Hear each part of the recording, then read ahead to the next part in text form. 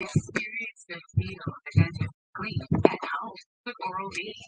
Roundly better by surrounding each tooth. So clean, you feel like you just left the dentist. Oral-B, brush like a pro.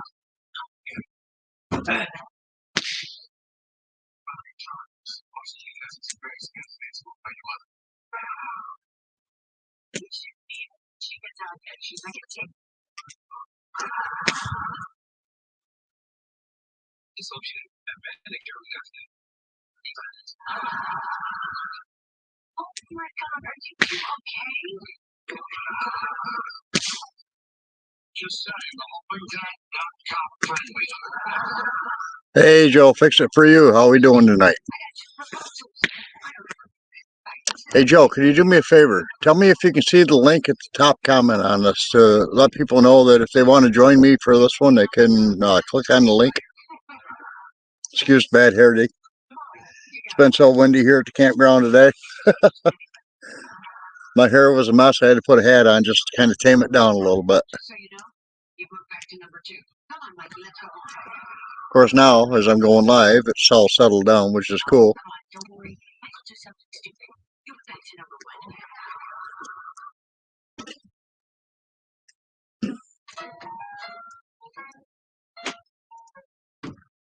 He's not feeling too good. When did he get her?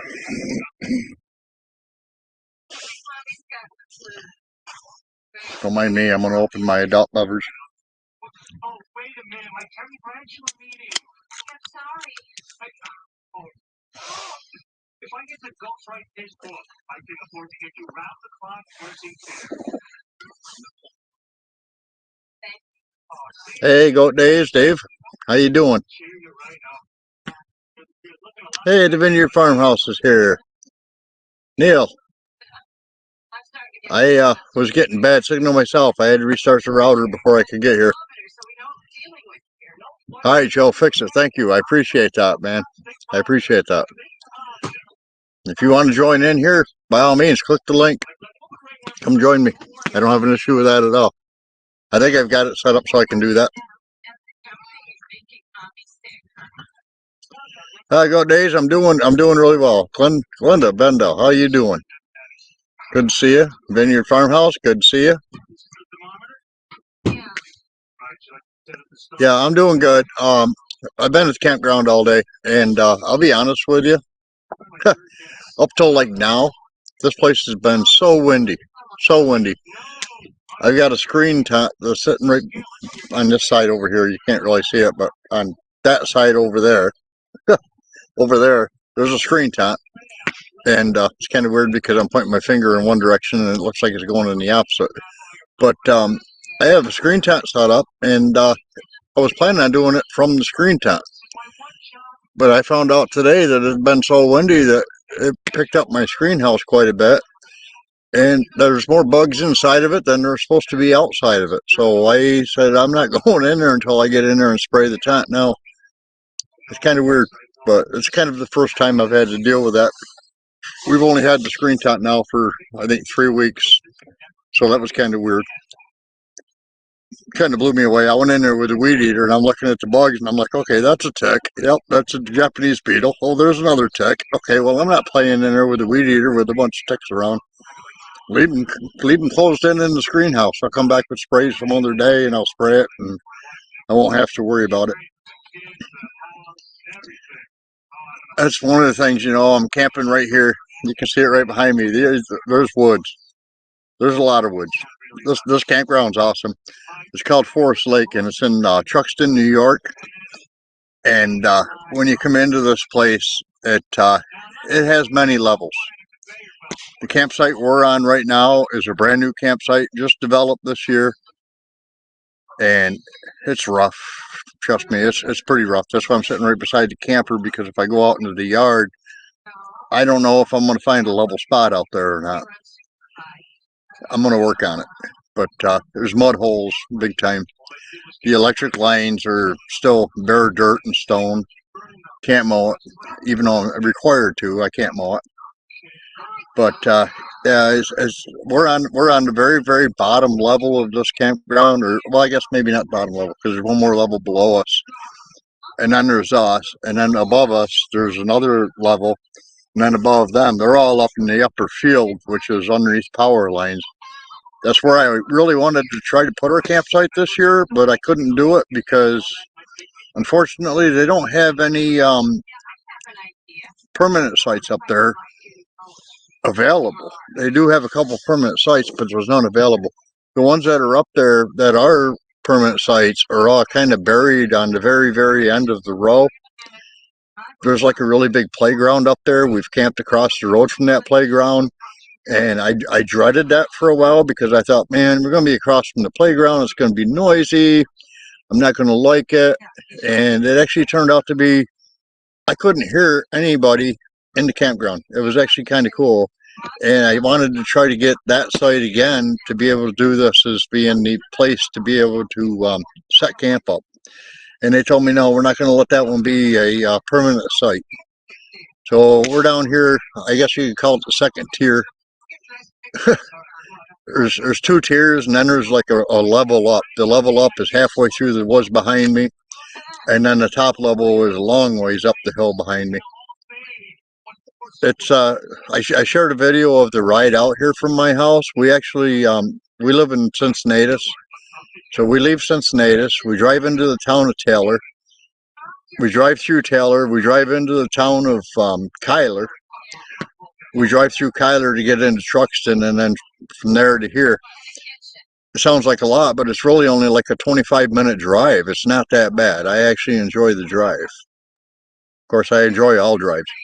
I got to put my truck in the garage, and then I can enjoy some more. But hopefully, it doesn't cost me too much to get back out because I like taking them dirt roads where they have the seasonal use only signs. I like getting on those roads and just seeing where they go. Yes, I am by a place called Forest Lake, Glenda. It's not a big lake. Actually, by most standards in my area, it is a pond. And again, if you go back and you look at my drive video of going to camp, you'll see a pond that's probably bigger than this lake is, which is good. I don't mind it. I mean, I'm not big into a bunch of lake scene anyway. I mean, if I could get down there by Blue Lake in Arkansas, I'd be content. I actually have a pretty good sized boat. I have a 69 Penyan inboard outboard boat that is like in really good shape. But the motor right now is not in great shape because we took it out on another pond that was a local campground where we could camp for free. And I was told, go ahead, take it out there, do whatever you want. Excuse me. I did. I took it out there to do whatever I wanted, and it took so long for the boat to get started that we ended up drifting back in towards shore. So I had to try to push the boat off of the shoreline to get back out in the water. Once I got the motor running, I hit a tree stump. The Vineyard Farmhouse. I am dead center of New York State. If you look at the New York State map and you see Syracuse and you see Binghamton, right in the middle of those two, there's Cortland County, and I'm in Cortland County. And I'll be honest with you, this is countryside. My drive video actually starts out with a picture of New York City to let people know, you think this is what New York is, really? It's not. It's not. And to be honest with you, most of New York State is a red state, which I'm pretty proud of. But unfortunately, there's so many people in the cities that it turns us into a blue state, which I'm not proud of. I don't want to see New York get ruined, and it's going to get ruined because all of the cities. Syracuse being a city, that's a blue city. Binghamton being a city, that's a blue city. Rochester being a city, that's a blue city. Utica, Binghamton, you can go on and on and on and on about all of these. And then when you're about 45 miles southwest of Buffalo. Buffalo. Yeah, if you were to head from Buffalo, trying to think of where Buffalo would be at. But if you were to head from Buffalo towards, take 90 to 81 and get on 81, 81 cuts right through Cortland County. Cuts right through Cortland County. I'm trying to think of where Buffalo. I should know where Buffalo is. I've been through there many times, but I should know where that is. You're southwest of Buffalo. That's good though. You're away from the city. Again, we're talking areas that people don't normally recognize as being New York State. All right, cool. Hey, it's a Vineyard Farmhouse. If you ever want to come to Cortland, my email's in my page. Hook up with me. We'll go out and we'll have lunch or something. Yes, Junk to Gems. It is too cold. Oh my God. I'm sitting here right now. On July 22nd, 2 years after I hurt my foot, July 22nd, I'm sitting here as the sun goes down with the jacket on. First reason for it was the wind was blowing so hard earlier that you couldn't keep warm. I don't care what you tried. We actually had to take the awning of the camper and roll it up because you couldn't have it out. And it was like, wow. Yeah, I'm probably 3 hours away from you. I believe that would probably be true. It's beautiful country. I mean, 99.9% of New York State is beautiful country. The other 0.1 are city areas. Cortland, I don't consider being a city, but it's starting to be like one because we had an issue where we actually lived in the city of Cortland for a while. And then we bought a house out in Cincinnati to get out of the city. Well, actually, we moved to a trailer in Tompkins County first to get out of the city because Syracuse was putting people on buses and shipping them to Cortland to South Ave. Of course, South Ave has never had a good name anyway. I mean, almost every city area that has a south side is never an area you want to be on. Almost never. We were more towards the east side, but it was starting to migrate towards us, and I was like, I can't handle this anymore. I don't trust people anymore. Let's get out of here. Hey, one day at a time, Farmstead. How we doing? I didn't trust people in my area anymore, and so I decided I'm not playing this one anymore. So we moved to Tompkins County. We rented a trailer with some friends of mine, or out their land anyway, and Tompkins County changed over to being a sanctuary county. Police weren't available to ask if are you a resident of the United States? Do you have a driver's license?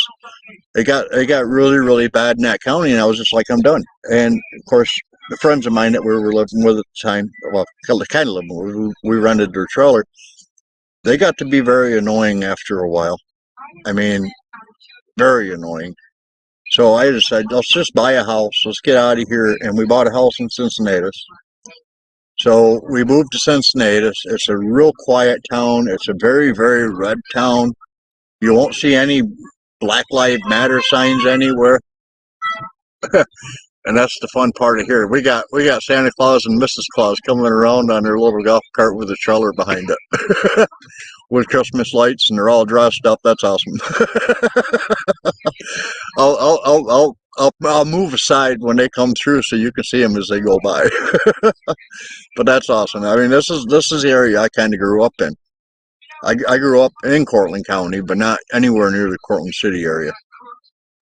And it was a lot of fun. I mean, as a kid, I grew up with railroad tracks and woods, and we had forts everywhere, and it was awesome. It was really awesome. Anyway, out in Cincinnati, yeah, you won't find a Black Lives Matter sign anywhere. Matter of fact, almost every place you go, you will see something that says Trump on it. I don't recall ever seeing any Bernie Sanders stickers anywhere. I don't recall seeing anybody that says, hey, you know, I want to vote for Joe Biden and put his placard up or any of that stuff. I'm hoping these guys are coming up behind me. Yes, they are. All right, I'm going to move out of the way so you can see what's going on. I'll wave to them.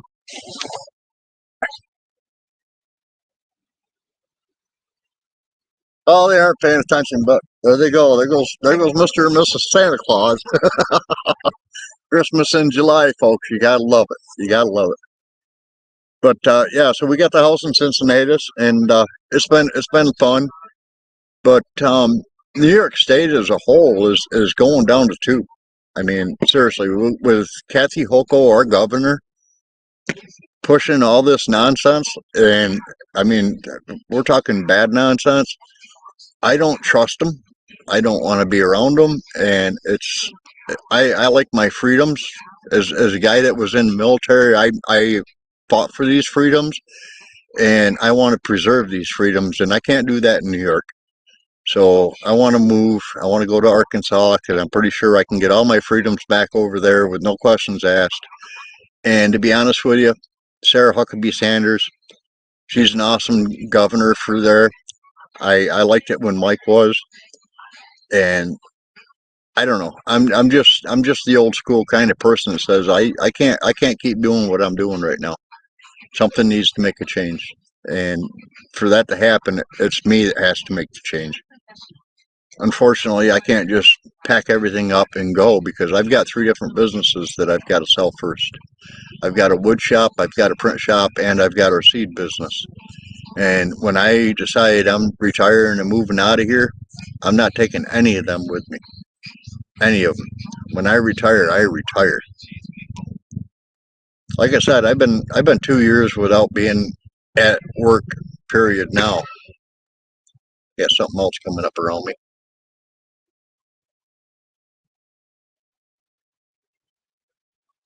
Oh no, I got a military helicopter going over top of me. Awesome.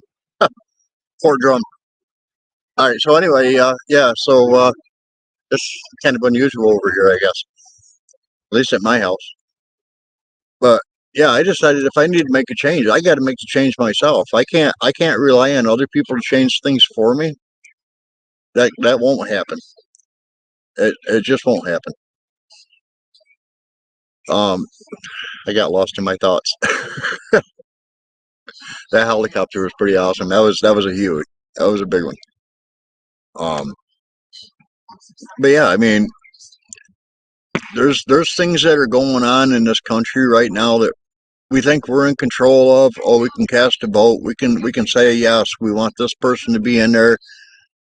I'm a Trump supporter. I would never say I'm not, but I was a little worried when Ron DeSantis said he wanted to run too because he made it look like he was a Republican that could accept my vote, and I was like, something about this guy's rubbing me wrong.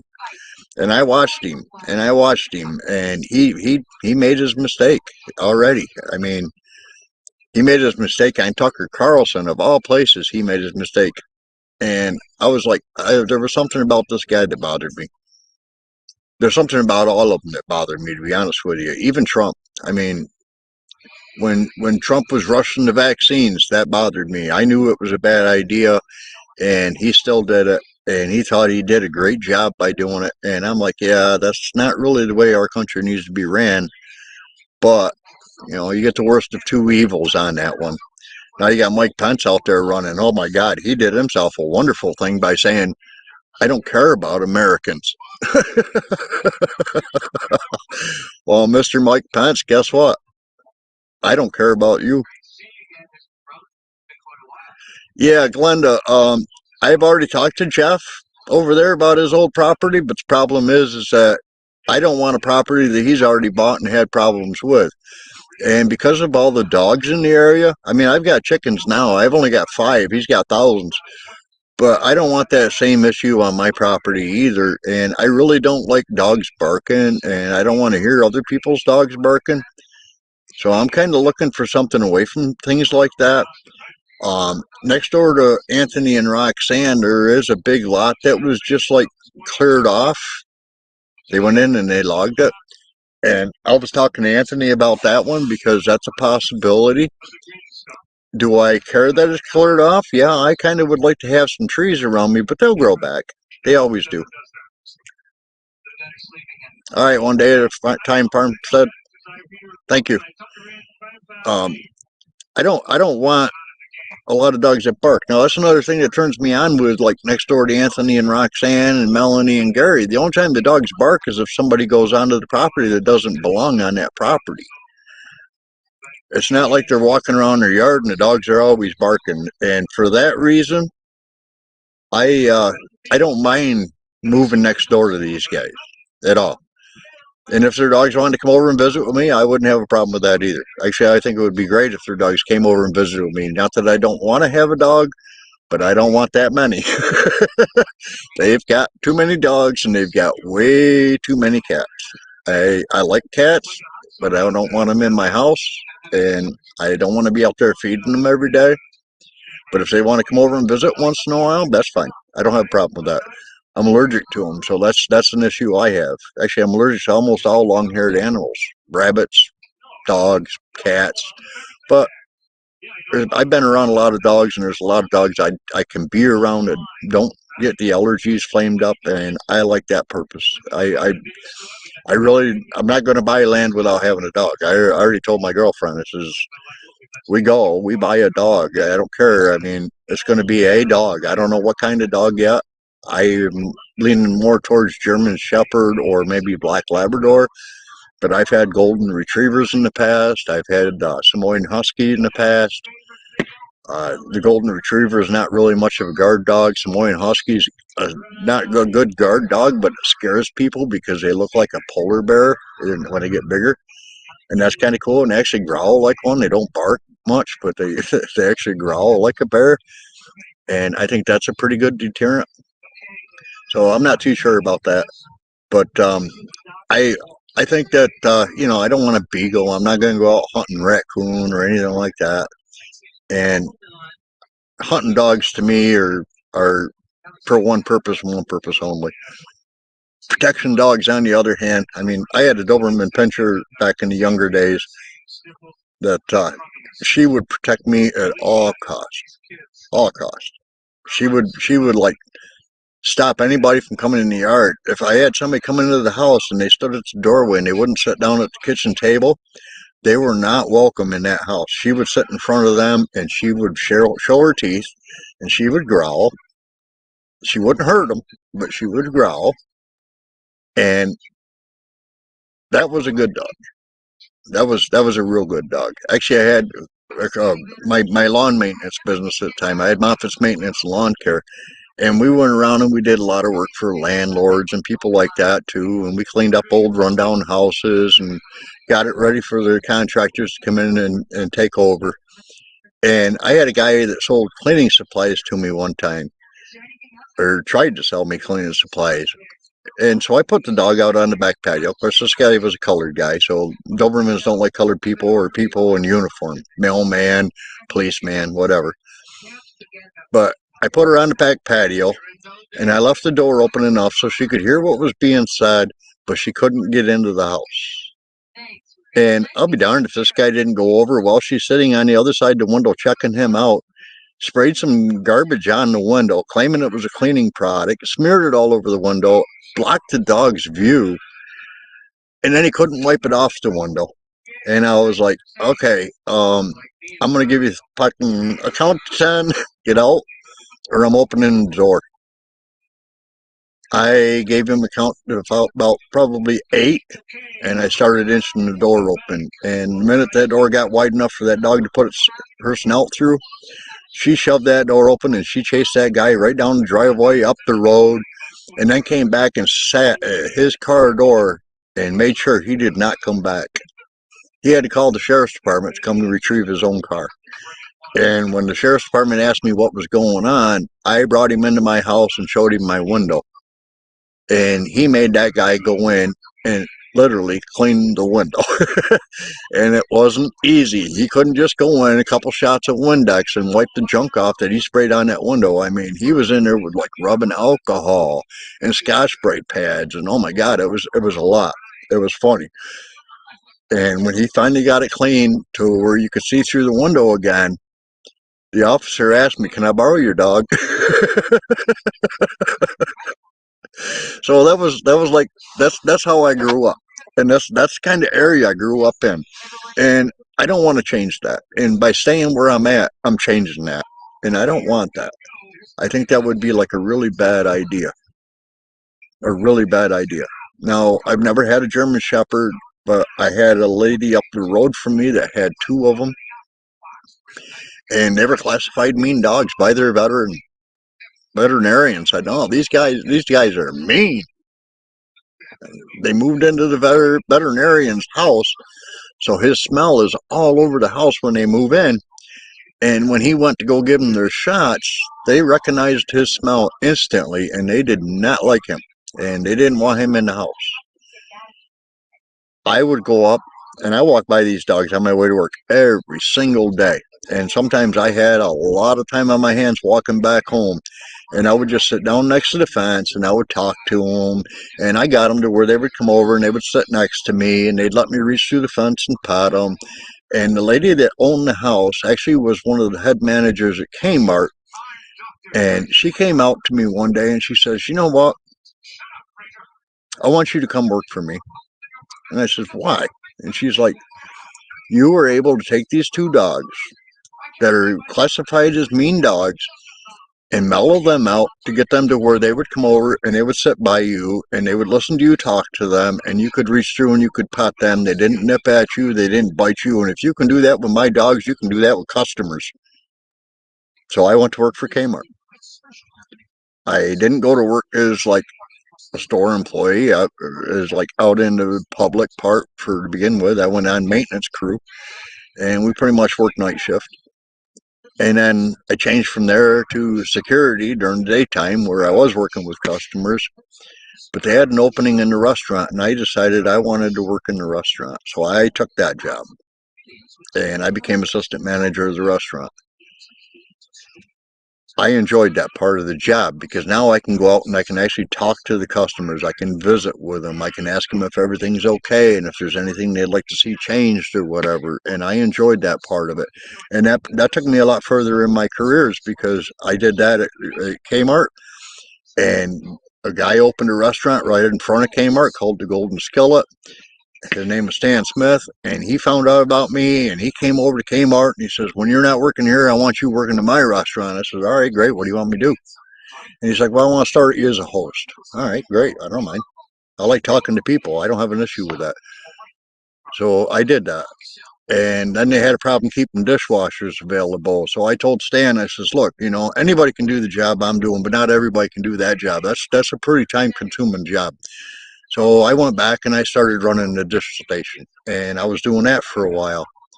And the prep cook quit, and so I said, "Hey, you know what? Anybody can wash dishes, but that prep cook job, you can't put food out if you don't have somebody back here prepping it first." So I took over the prep cook position. I did that for God, almost a year and a half, I think. And then one of the assistant managers had quit, and I said, "Well, I can do that job." So I reached out to Stan and I says, "Look, can I get an option at that?" And he says, "Well, the only way you get that job is if you go back in the galley and you learn how to cook every meal we prepare." Fine, let's go. I've already been cooking all your prep work back here in the kitchen. I don't have an issue with that. So I did that, and then I was running the galley for quite a while, and he finally said, "All right, I'm gonna make you manager of the store, or assistant manager of the store." And my brother happened to be the manager at the time, so we were like friends anyways. We got along great. And so I did that for a while, and then he decided he wanted to open up another restaurant and call it the Skillet Junior. And in that one, the menu was totally different. The employees were going to be totally different. I mean, really different. But he knew I could handle it. So he's like, "I'm opening up this new restaurant. I want you to come work for me over to this one. I'm going to make you the head manager, and we're going to do this. We're going to do that. There's going to be you and one other guy, and that's it. We run it open to close, and that's it." And I said, "All right." And it was salary. Well, then I found out that the other guy he got in as the other manager, who I thought was a friend of mine, found out that, hey, if he doesn't work, the restaurant doesn't get shut down. I don't get paid more to cover his shift. And because he's salary, he still gets paid. So I got stuck on a lot of extra shifts to the point where I finally said, either you get rid of this guy and give me his paycheck, or I'm walking. I'm not doing all this anymore. It's not happening. I mean, it was a 5-day-a-week job, And it got to be 3 days a week. I was stuck working all of the shifts, and I didn't want it. And of course, like I say, the employees were different. I can say that with a smile because they were different. I actually told one of them, "You are fired." And he came back in the next day and said, "Well, can we at least still be friends?" How do you get people like that in your life? I don't know. But today we're still friends. He just will never work for me again. But I mean, it happens, I guess. I don't know. But yeah, I actually enjoyed all that kind of stuff. Hey, you know what? We actually made it through this half hour. Anybody have any questions they want to ask?